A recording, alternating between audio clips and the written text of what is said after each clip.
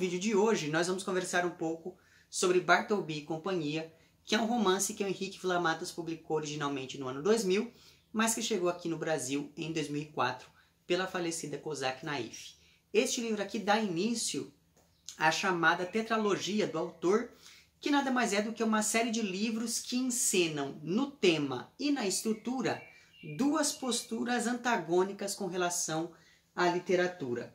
Então, por um lado, nós temos a negação da literatura com Bartleby e Companhia e com o Doutor Passavento, que é o livro que encerra essa tetralogia, que foi publicado em 2006. E por outro lado, nós temos também a afirmação da literatura, que vem aqui com O Mal de Montano, de 2002, e com Paris Não Tem Fim, que é um livro de 2003. Então veja, com esses dois livros que afirmam a literatura, nós temos respectivamente aqui o tema da onipresença da literatura na vida de um sujeito que sofre desse mal de Montano. E por outro lado, nós temos aqui também, pensando nessa afirmação da literatura, todo o processo de formação de um escritor a partir da sua aprendizagem com textos alheios. E pensando nesses dois textos aqui, que de certo modo negam a literatura, nós temos por um lado um livro que trata de escritores que deixaram de escrever, e por outro lado nós temos aqui um livro que trata do desaparecimento do autor e da literatura em si mesma. Então é claro que, ainda que esses livros não precisem necessariamente ser lidos em sequência, ou você precisa ler todos juntos para poder entender a proposta, ainda assim é bem interessante que se faça esse tipo de movimento, porque a partir disso você consegue entender um pouco melhor como que o Henrique Vilas-Matas vai mobilizando certos temas e como ele coloca esses temas estruturalmente em cada um desses romances. É evidente que, como eu disse no meu vídeo sobre a história abreviada da literatura portátil, digamos que aquele livro ele é um precursor desses daqui, então talvez fosse bastante produtivo que você lesse todos esses livros juntos, né? Ainda que, novamente, não é uma coisa obrigatória, etc e tal. É sempre bom lembrar também que eu li esses livros no início desse ano, por conta da meta literária, e daí eu estou aqui com as minhas anotações para poder ir conferindo algumas coisas. Enfim, o fato então é que o que liga esses textos que compõem essa tetralogia do autor não é apenas o tema. Elementos estruturais também contribuem para essa aproximação entre esses livros, já que neles nós temos, primeiro, a performance de textos que se disfarçam de outros gêneros, então é sempre o romance que parece não ser um romance. Segundo, nesses textos nós temos a ideia de narrativas que se constroem enquanto o leitor está lendo. E por fim nós temos aqui nesses textos narrativas que são rizomáticas, que se ramificam, que se espalham para além de uma estrutura ou de uma lógica centralizadoras. Ou seja, em cada um desses livros aqui, nós vamos ter várias narrativas que vão se entrecruzando. Às vezes isso fica mais visível, como é o caso aqui de Bartleby e Companhia, porque essa ramificação aparece estruturalmente, mas isso também se repete nos livros que viriam depois dele. E isso me fez lembrar do que o Lyotard disse lá no A Condição Pós-Moderna, que é um livro de 1978 ou 79, não me lembro mais agora. Mas enfim, segundo o Lyotard, naquele seu livro, digamos que a pós-modernidade é uma época marcada pelo descrédito e posteriormente também pelo abandono daquelas chamadas grandes narrativas ou dos discursos que se pretendem totalizadores. E talvez exatamente por conta disso, nesses romances aqui, o Henrique Vilas-Matas se utilize de alguns expedientes que se distanciam de uma narrativa que é mais centralizadora. Tanto é assim que, apesar de ser uma tetralogia, você não precisa ler os livros em uma determinada sequência, ou mesmo você não precisa, enfim, ler todos os livros de uma única vez. Pois bem, pensando aqui no caso específico de Bartleby e Companhia, esse romance se constrói a partir de 86 capítulos que são, na verdade, entradas de um diário e notas de rodapé a um texto invisível, como o narrador diz aqui em certo momento. Então veja como já de cara nós temos aqui um problema estrutural interessante ao evidenciar um jogo entre o que está visível e o que está invisível ao leitor e ao mesmo tempo trazer para o centro do interesse narrativo um gênero que é literalmente marginal, como é o caso da nota de rodapé, que é um tipo de texto dispensável, digamos, que complementa, que comenta ou que reforça algo que já está dado pelo texto principal. Só que aqui o Vila Matas inverte essa relação ao deixar invisível esse suposto texto principal, privilegiando por isso um gênero acessório que é o caso da nota de rodapé. E essa forma, digamos, que ele adota no romance responde ao conteúdo elaborado por ele aqui. Isso porque o tema deste livro são escritores que deixaram de escrever e por isso eles poderiam muito bem ocupar esse lugar à margem de uma história literária, ainda que vários desses escritores aqui sejam escritores fundamentais da literatura universal.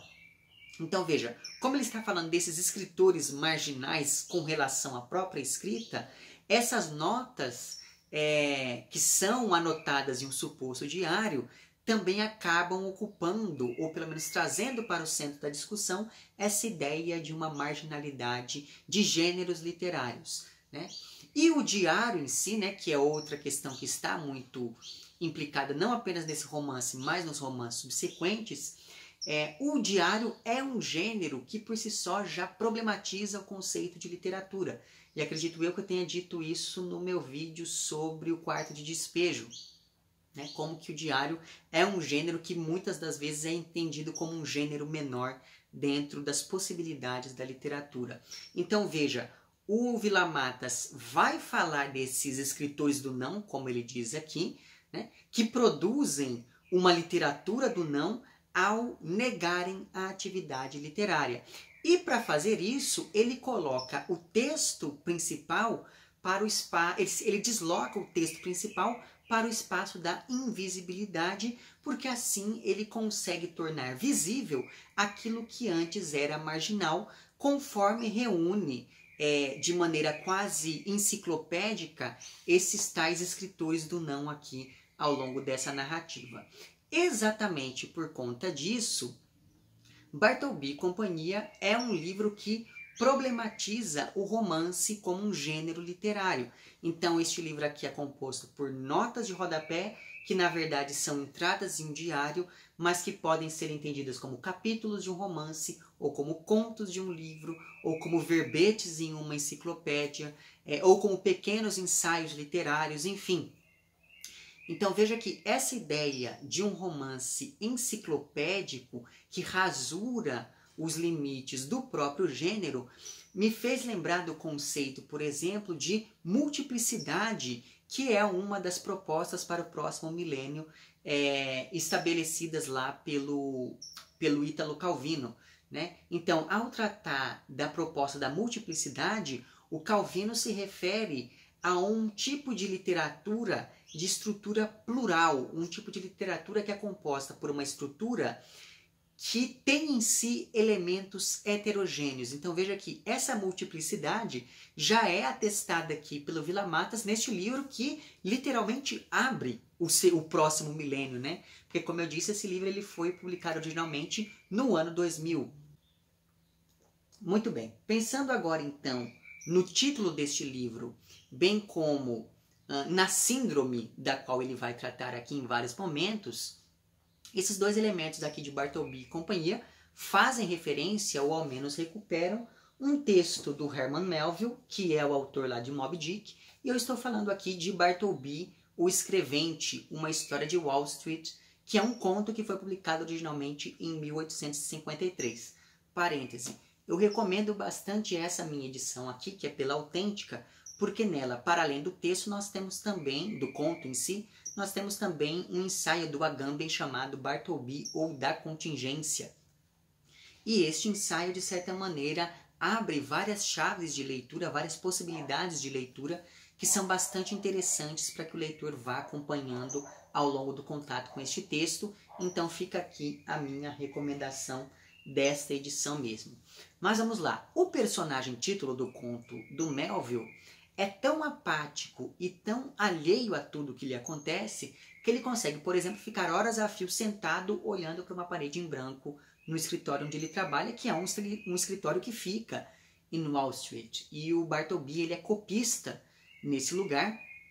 E o curioso é que a postura fleumática que esse personagem adota, ela vai se tornando tão absurda que chega um momento em que ele decide não sair mais daquele escritório, então ele começa a dormir no escritório, e quando alguém pede para que ele faça alguma coisa, ele se limita a responder: prefiro não fazer.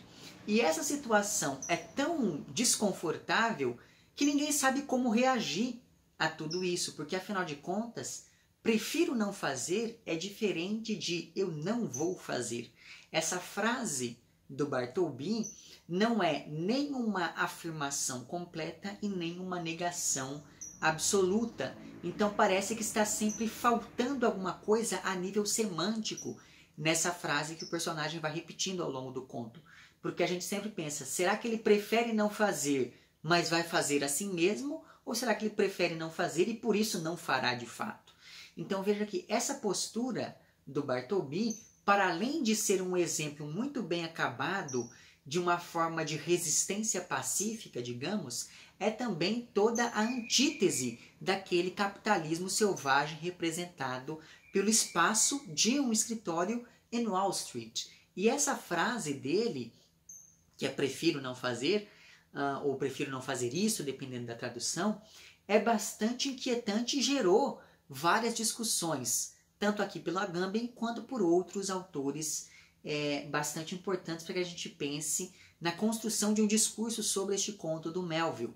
Né? Então, para ficar aqui apenas em 2 exemplos, para além do Agamben, nós temos também o Deleuze, que fez uma análise já consolidada sobre este conto a partir dessa frase mesmo do Bartleby. E daí eu vou ler aqui um trecho de um texto em que o Deleuze ele comenta, né, essa frase. Ele diz o seguinte: a extravagância da fórmula extrapola a palavra em si. Sem dúvida, ela é gramaticalmente correta, mas seu término abrupto, que deixa indeterminado o que ela recusa, lhe confere um caráter radical, uma espécie de função limite. Sua insistência e reiteração a tornam ainda mais insólita. Murmurada numa voz suave, paciente, átona, ela atinge o irremissível, formando um bloco inarticulado, um sopro único. Pois muito bem, então veja que diante dessa postura fleumática, digamos, o narrador do romance do Vila Matas, que é aqui o Bartleby e companhia, identifica nesse personagem do Melville sintomas de uma profunda negação pelo mundo. E a isso ele dá o nome de Síndrome de Bartleby. Então, antes das 86 notas que compõem essa narrativa, existe uma pequena introdução ficcional em que o narrador já define não apenas alguns aspectos importantes para entender como funciona essa síndrome de Bartleby, mas também já explica como o livro vai se construir, estabelecendo com isso quase um programa para aquilo que ele chama de literatura do próximo milênio. Novamente, vamos nos lembrar que este daqui é um livro publicado originalmente no ano 2000. E daí, apenas para mostrar isso aqui para vocês, eu vou ler algumas passagens, alguns trechos desse texto de introdução, em que o narrador diz que este livro é, na verdade, um diário, que será ao mesmo tempo um caderno de notas de rodapé, comentando um texto invisível e, espero, demonstrando a minha destreza como rastreador de Bartlebys. Todos nós conhecemos os Bartlebys, seres em que habita uma profunda negação do mundo. E daí depois ele continua. Já faz tempo que venho rastreando o amplo espectro da síndrome de Bartleby na literatura. Já faz tempo que estudo a doença, o mal endêmico das letras contemporâneas, a pulsão negativa ou a atração pelo nada que faz com que certos criadores, mesmo tendo consciência literária muito exigente, ou talvez precisamente por isso, nunca cheguem a escrever, ou então escrevam 1 ou 2 livros e depois renunciem à escrita. Ou ainda, após retomarem sem problemas uma obra em andamento, fiquem um dia literalmente paralisados para sempre. É o que me proponho fazer nesse diário ou notas de rodapé. Reunir um bom punhado de Bartlebys, isto é, um bom punhado de escritores atingidos pelo mal, pela pulsão negativa. Disponho-me então a passear pelo labirinto do não, pelas trilhas da mais perturbadora e atraente tendência das literaturas contemporâneas. Tendência em que se encontra o único caminho que permanece aberto à autêntica criação literária, que se pergunta o que é e onde está a escrita, e que vagueia ao redor de sua impossibilidade e que diz a verdade sobre o estado de prognóstico grave, mas sumamente estimulante, da literatura deste fim de milênio. Escreverei notas de rodapé que comentarão um texto invisível, mas nem por isso inexistente, já que seria perfeitamente possível que esse texto fantasma acabasse ficando como que suspenso na literatura do próximo milênio. E aí, a partir disso, ele já começa a colocar essas várias notas. Então, veja, o que nós vamos acompanhando neste romance são as notas desse rastreador de Bartlebys, que também é um copista, a exemplo lá do personagem do Melville. Esse narrador aqui é um homem sozinho, corcunda, sem muita sorte com as mulheres, como ele próprio diz em vários momentos, e que decidiu voltar a escrever depois de 25 anos apenas copiando aquilo que outras pessoas escreveram.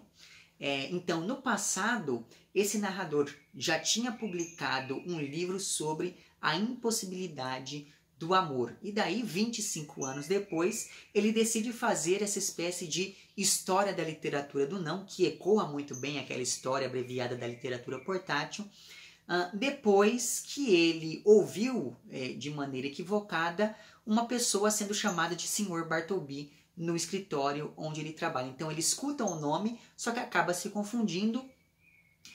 E a partir então dessa confusão que o narrador faz com o nome deste outro senhor, ele começa a recolher nesse diário / caderno de notas os escritores que ou nunca chegaram a escrever ou escreveram poucos livros para depois decidir a não escrever mais nada.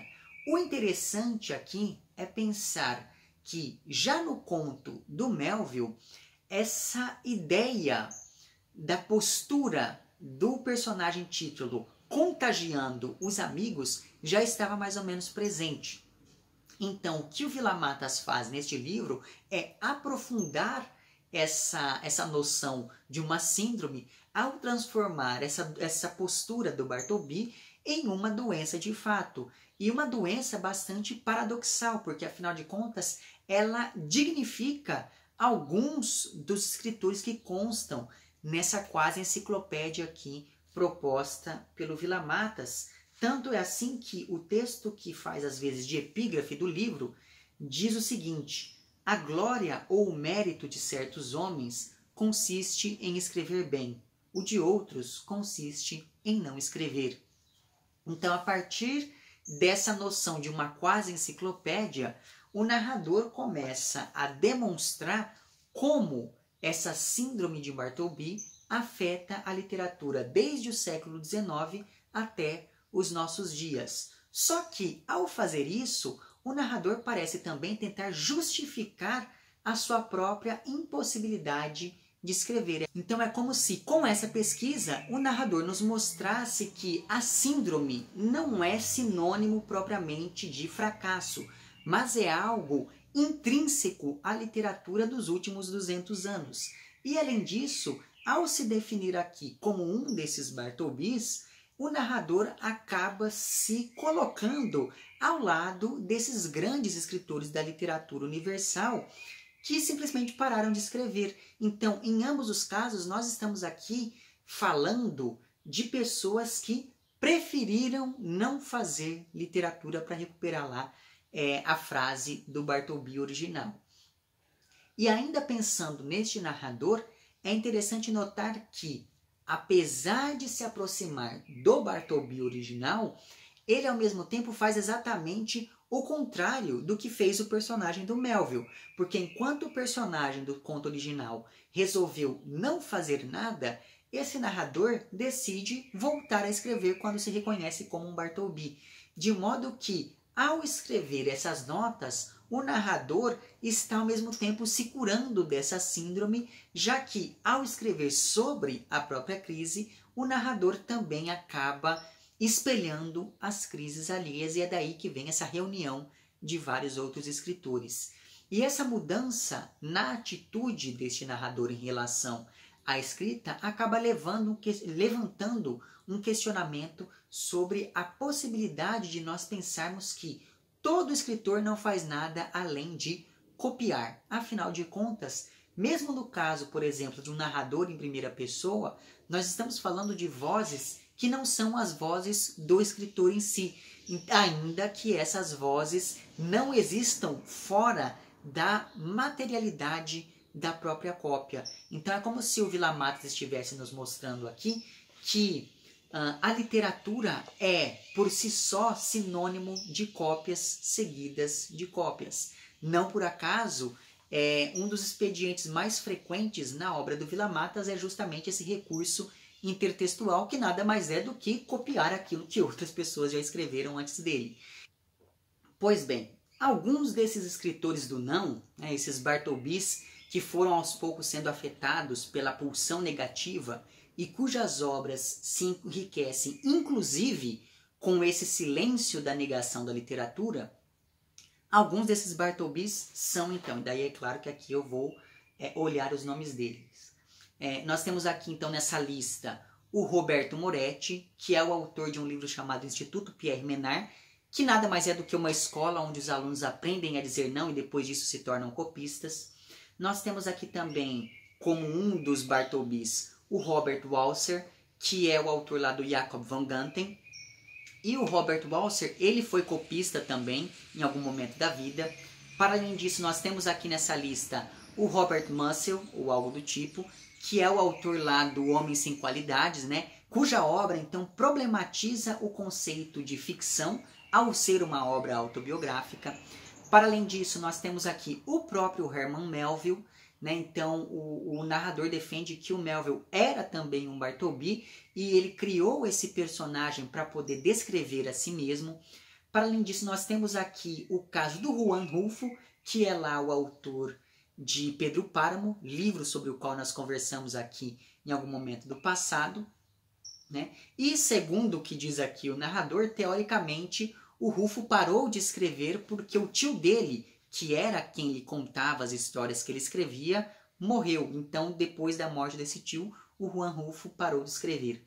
Para além disso, outro Bartleby que vai ser mencionado aqui é o Arthur Rimbaud, porque o Rimbaud ele escreve a obra toda dele até os 19 anos e depois disso ele foi ser traficante de armas na África, ele trabalhou no exército, depois disso ele vendeu marfim e peles, ele foi ser explorador, etc, etc, etc. Então o Rimbaud ele é essa figura que literalmente abandonou de fato a literatura depois de um período muito curto de tempo.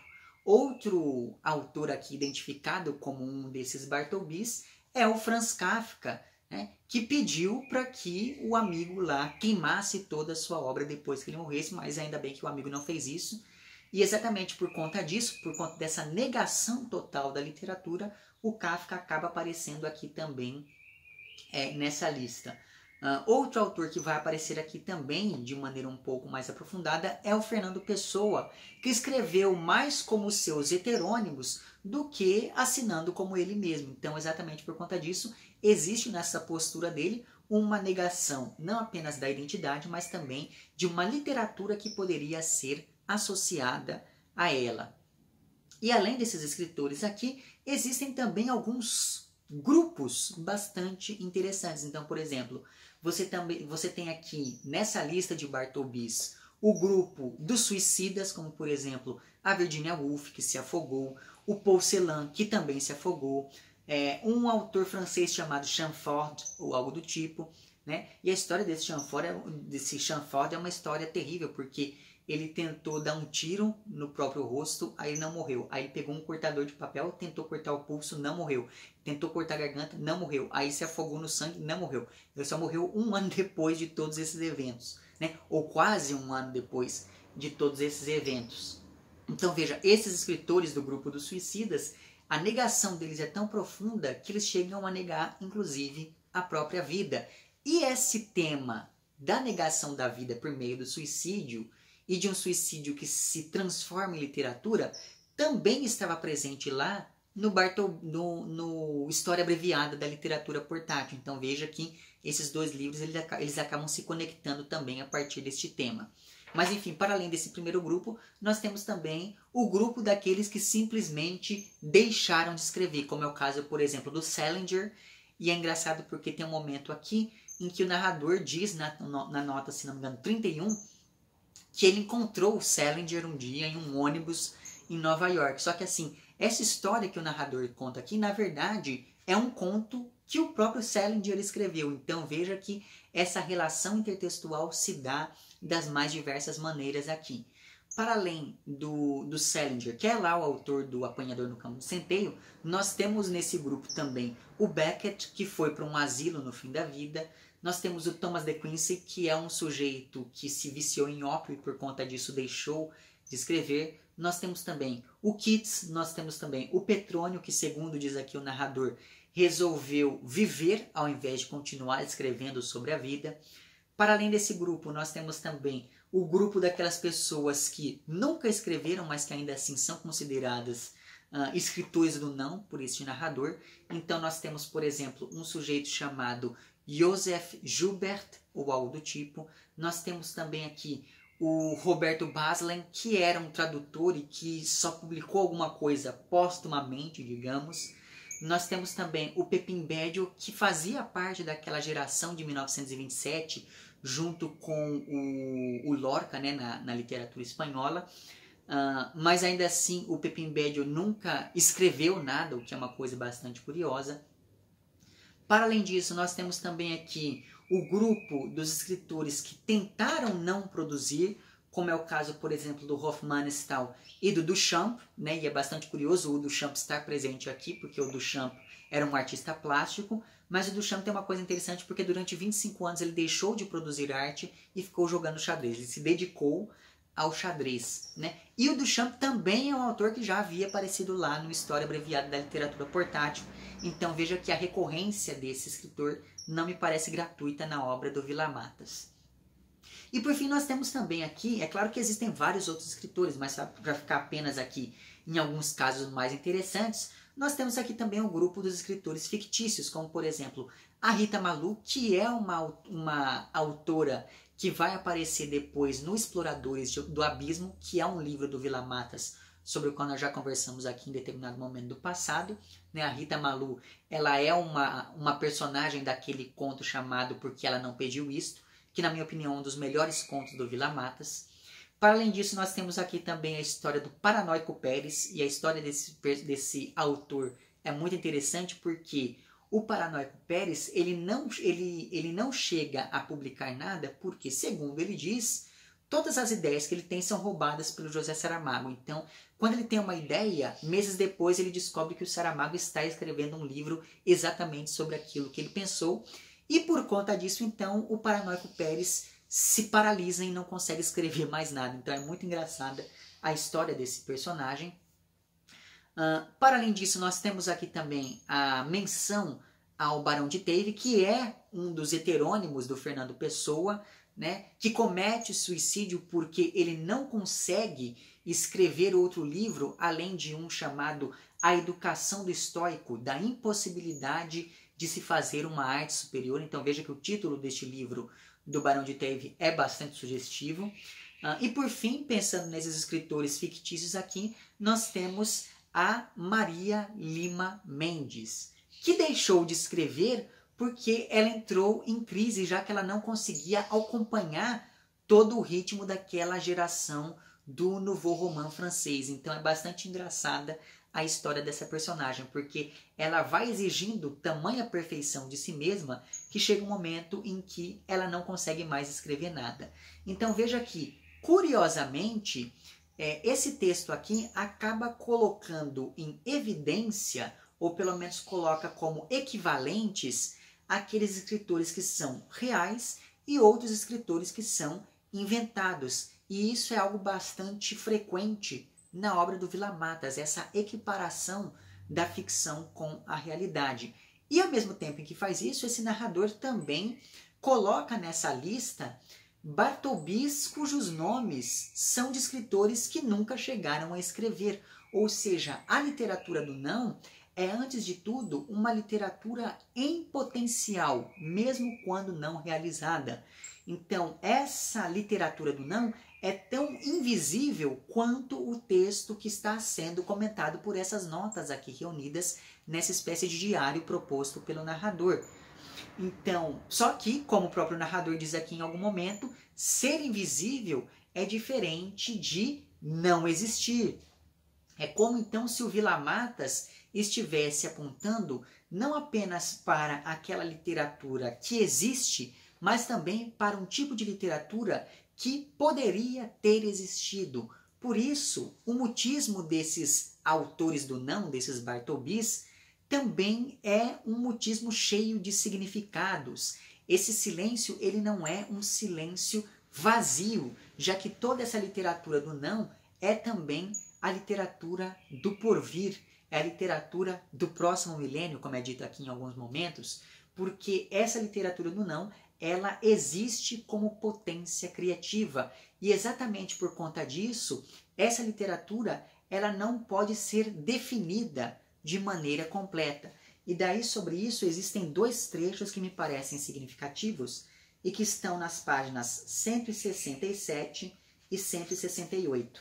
E daí esses trechos dizem o seguinte: não pode existir uma essência dessas notas, como tampouco existe uma essência da literatura, porque a essência de qualquer texto consiste precisamente em fugir de toda determinação essencial, de toda afirmação que o estabilize ou que o realize. Como diz Blanchot, a essência da literatura nunca está aqui. É preciso sempre encontrá-la ou inventá-la novamente. É assim que venho trabalhando nessas notas, buscando e inventando, prescindindo da existência de algumas regras do jogo da literatura. E daí, na página 168, esse raciocínio continua quando ele diz o seguinte: quem afirma a literatura em si não afirma nada. Quem a procura, procura apenas aquilo que lhe escapa. Quem a encontra, encontra apenas aquilo que está aqui, ou, o que é pior, para além da literatura. Por isso, em suma, cada livro persegue a não literatura como essência daquilo que quer e que gostaria apaixonadamente de descobrir.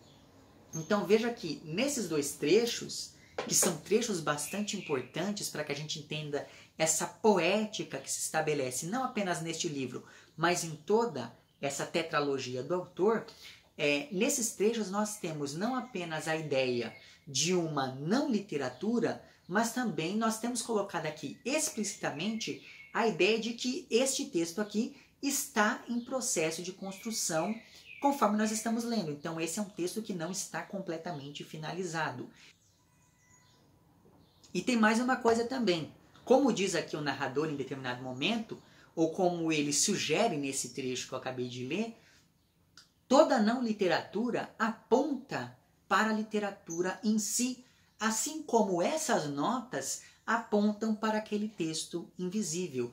E esse tema me fez lembrar de duas coisas. Primeiro, esse tema me fez lembrar daquele conto chamado A Livraria, do Nelson Bond, que é um conto que está num livro chamado... como que é o nome daquele livro, meu Deus? Contos Fantásticos no Labirinto de Borges. Eu vou deixar a capinha do livro aqui, né? E esse conto chamado A Livraria fala da história de um escritor que está passando ali por um bloqueio criativo e daí ele decide ir a uma determinada livraria. E essa livraria vende livros que os escritores gostariam de ter escrito, né? E daí existe todo um desfecho entre a obra que ele está escrevendo e esses textos que ele descobre ali nessa tal dessa livraria. É um conto bastante interessante. Então veja que nesse conto nós temos essa ideia mesmo de uma literatura do porvir, uma literatura em potencial, mas que não chega a se realizar materialmente em vida do escritor. Então essa foi a primeira coisa que eu fiquei lembrando, que eu fiquei pensando a partir dessa discussão proposta pelo Vila Matas. A segunda coisa que da qual eu me lembrei foi da estante do Guedes, né, do Paulo Guedes. Né, porque veja que aquela ausência quase absoluta daquela estante aponta para todos os livros que poderiam estar ali, mas que não estão. Né? E isso é uma coisa que está não apenas na estante dele, mas nas estantes de maneira geral. Agora, com essa coisa toda de lives, etc., as pessoas sempre posam em frente às suas estantes. E é bastante interessante observar como se configura cada uma dessas estantes, né? Então, quando eu fui lendo este livro, eu pensei nisso, né? Que talvez ele esteja falando mesmo de uma estante vazia, mas que ao mesmo tempo está cheia daqueles livros que poderiam ter existido. Tudo isso, então, aponta para um jogo muito frequente no Vila Matas e que diz respeito a esses textos cheios de simulacros que ele vai construindo. E vamos lembrar, novamente, que a palavra simulacro tem a mesma raiz da palavra fantasma. Então, no fim das contas, é como se todas essas presenças ausentes povoassem este romance, assim como o século XX foi também povoado por fantasmas por conta de toda a ebulição da guerra, etc. e tal. Então veja que o que todos esses autores do não demonstram é que o período das vanguardas e depois o período das pós-vanguardas marca a consolidação dessa literatura do não, porque todo esse período do século XX nos dá notícia de uma crise de representação cada vez mais pronunciada. Então, se essa literatura dos Bartolbis começou lá no século XIX, com textos como, por exemplo, Wakefield, do Nathaniel Hawthorne, que é um texto de 1837, ou então Bartleby o Escrivão, de 1853, ou então um texto como A Carta de Lord Chandos, que é um texto de 1902, do Hofmannsthal.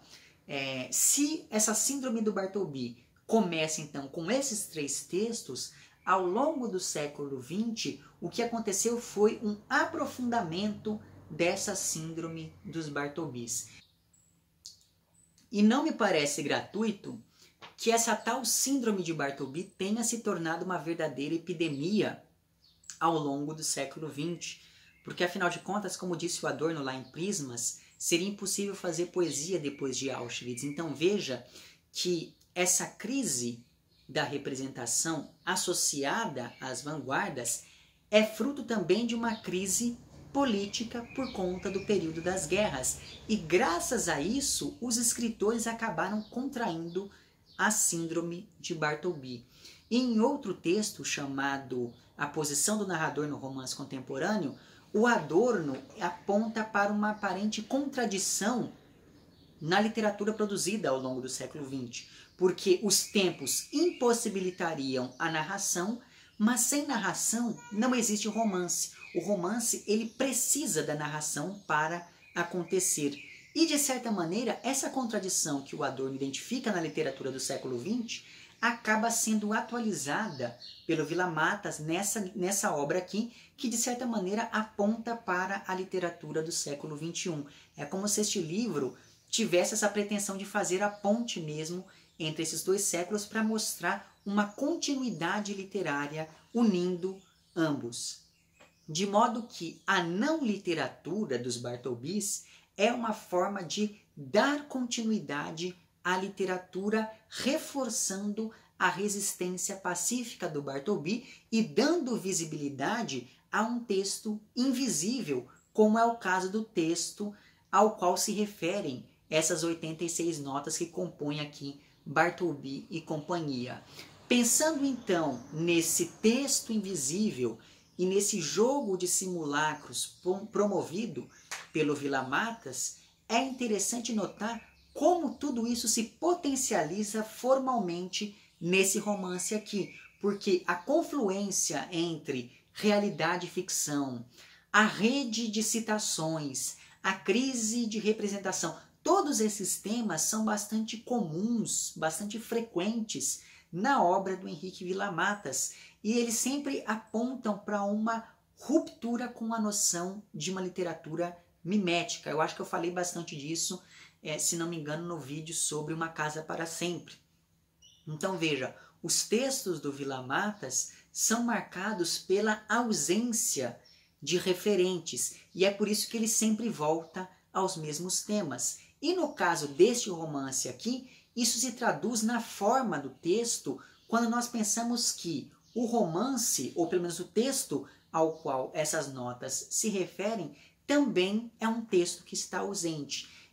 Ou seja, não existe aqui para essas notas um referencial, né? E é bastante interessante pensar nesse processo de construção de simulacros promovido pelo Villa-Matas estruturalmente mesmo aqui em Bartleby e Companhia. E é exatamente por conta disso que esse é um livro que eu coloquei na chave da negação da literatura. Porque é como se o Villa-Matas estivesse dizendo que não resta nada a ser criado, que a originalidade não existe, que tudo aquilo que poderia ter sido dito já foi dito e por isso o texto em si não pretende trazer nenhuma novidade, né? Então, esse texto aqui, esse romance aqui, ele se limita, no fim das contas, a comentar de maneira absolutamente desconexa a obra de vários autores, sem elaborar uma teoria muito concreta e sem ligar muito para uma lógica de causa e efeito. Então, cada uma dessas notas pode ser lida individualmente, você não precisa ler elas numa sequência determinada. E, inclusive, é bom não se enganar, porque o fato de ser construído como se fosse um diário pode induzir o leitor a pensar nessas entradas a partir de uma lógica de causalidade, mas essa lógica é apenas aparente. Se você for ler com mais atenção, você percebe que esses números que separam as notas, eles não querem dizer muita coisa, porque não existe um argumento único perpassando todas elas, para além do fato de que nós estamos falando de um escritor que está ali coletando os nomes desses Bartlebys. Então, essa literatura do próximo milênio seria, nesse sentido, uma literatura autorreferencial que questiona o próprio estatuto literário. Só que, como bem observou lá o Antônio Cherchenesky em uma tese que ele fez sobre este livro, existe um paradoxo, e eu vou deixar o nome dessa tese lá embaixo, caso você se interesse. Existe um paradoxo fundamental na argumentação proposta pelo Villa-Matas aqui, porque o romance atesta o fim da literatura, mas o romance em si é uma obra literária. E esse paradoxo atualiza toda aquela frase do Bartleby que afirma e nega ao mesmo tempo, assim como atualiza também aquela proposição do Adorno na posição do narrador no romance contemporâneo. Então veja que esse narrador aqui, ele usa a literatura para dizer que a literatura acabou. E com isso ele questiona a função da escrita em si. Daí toda essa inclusão por esse campo dos Bartlebys. Só que, curiosamente, essa escrita sobre a impossibilidade de escrever também é uma forma de continuar escrevendo. Então veja que é um texto que ele tem várias contradições, ele tem vários paradoxos, e exatamente por conta disso, esse texto tem várias camadas de significado que vão ali se entrecruzando, e é por isso que eu disse que esse daqui é um romance bastante rizomático por conta dessas várias possibilidades de aproximação que nós podemos estabelecer aqui com a leitura dessa obra. Por isso, não me parece mero acaso que esse narrador aqui seja um copista, porque copiar é uma forma de não escrever, já que quando você copia, você não está apresentando nada de novo, você está fazendo a literatura de modo que a literatura negue a si mesma, e essa é uma discussão que o narrador vai fazer aqui. E daí você pensa, se todo escritor é um copista, como o narrador defende em alguns momentos, e se toda cópia é uma forma de fazer uma não literatura, aí você entende melhor aquele trecho que eu li agora há pouco, que se referia inclusive ao Blanchot, né, dessa ideia de que toda pessoa que procura literatura está procurando também a não literatura. Só que, ao mesmo tempo em que existe todo esse jogo com simulacros, em que existe essa falta de referente externo ao texto, ainda assim existe no romance uma tentativa de tornar tudo aquilo que está sendo narrado verossímil, ainda que depois o narrador corroa a ideia mesma de verossimilhança. Então, por exemplo, ao mesmo tempo em que ele cita autores que são consagrados e que todo mundo sabe que existiram de fato, o narrador fala de outros autores que foram inventados, né, como aqueles que eu citei agora há pouco.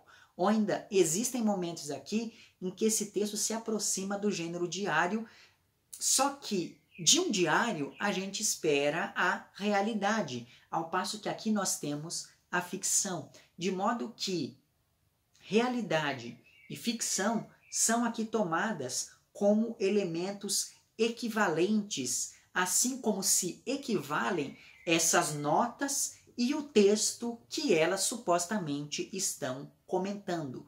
Por isso, segundo um estudioso da obra do Vila Matas, que é o José Maria Pozuelo, o que o Henrique Vila Matas promove neste romance aqui é a naturalização da experiência imaginária, já que este narrador fala da ficção e da realidade do mesmo modo, ele não é confiável e ele se contradiz em vários momentos. Então, exatamente por conta disso, você não sabe mais distinguir o que é da ordem do real e o que é da ordem do ficcional. Mas o fato, então, é que todas essas aparentes contradições temáticas e estruturais presentes aqui neste romance são, na verdade, reflexos da estrutura deste que é um romance enciclopédico, rizomático, sem um centro definidor, de modo que cada uma dessas entradas aqui pode ser um todo, pode ser tomada como um todo em si mesma.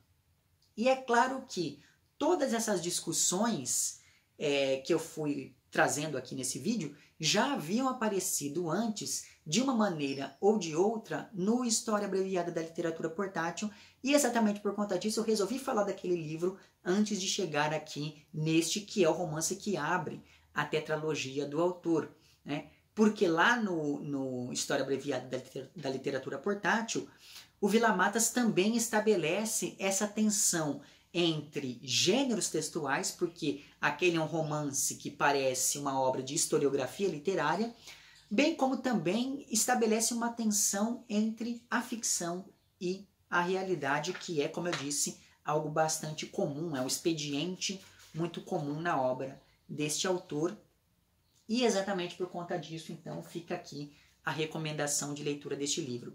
É claro que como ele era publicado pela Kozak Naif, talvez não seja tão fácil de ser encontrado, mas acho que você encontra, enfim, nem que seja o livro digital por aí afora na internet, aquela coisa toda.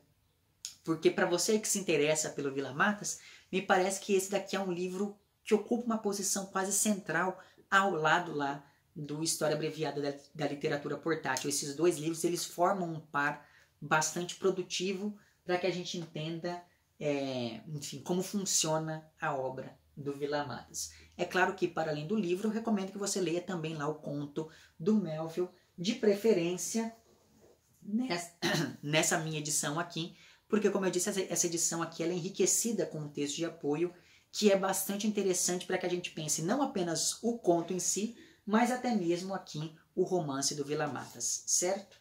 É isso então, vemo-nos em um próximo vídeo e um amplexo.